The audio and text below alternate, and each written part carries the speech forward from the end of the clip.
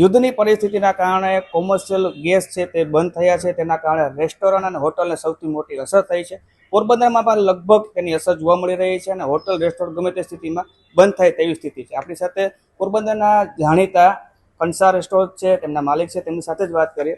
અત્યારે આ યુદ્ધની પરિસ્થિતિના કારણે આ કોમર્શિયલ ગેસને કેવી અસર પહોંચી છે? તમારી ત્યાં જે કોમર્શિયલ ગેસ છે કેટલા સમય સુધી ચાલી શકે તેમ છે? વધીને 1 થી 2 દિવસ ચાલી શકે એમ છે. અને હું રેસ્ટોરન્ટ એસોસિએશનનો પ્રમુખ પણ છું પોરબંદરમાં.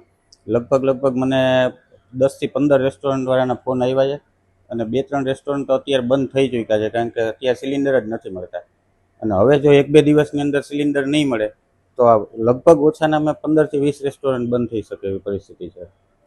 સરકારને શું અપીલ કરશો કે રેસ્ટોરન્ટ ચાલુ રહે એના માટે કયા પ્રકારની વ્યવસ્થા કરવી જોઈએ?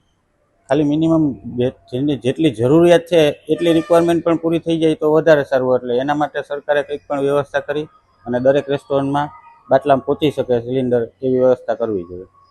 એસોસિએશનના પ્રમુખ છો તો પોરબંદરમાં કેટલા રેસ્ટોરન્ટ અને હોટલ હશે? કેવી અસર ટોટલ સંખ્યામાં જોઈએ તો થશે? પોરબંદરમાં અંદાજિત મારા રેસ્ટોરન્ટ એસોસિએશનમાં 70 રેસ્ટોરન્ટ આવે છે. આપણા પોરબંદર જિલ્લાના 70 રેસ્ટોરન્ટમાંથી અત્યારે 3-4 રેસ્ટોરન્ટ બંધ થઈ ચૂક્યા છે. અને હવે જો 1 થી 2 દિવસની અંદર સિલિન્ડર નહીં મળે તો 15 થી 20 રેસ્ટોરન્ટ બંધ થઈ શકે. અને મારી પાસે પણ 2-3 દિવસ હાલે એટલો જ સ્ટોક છે.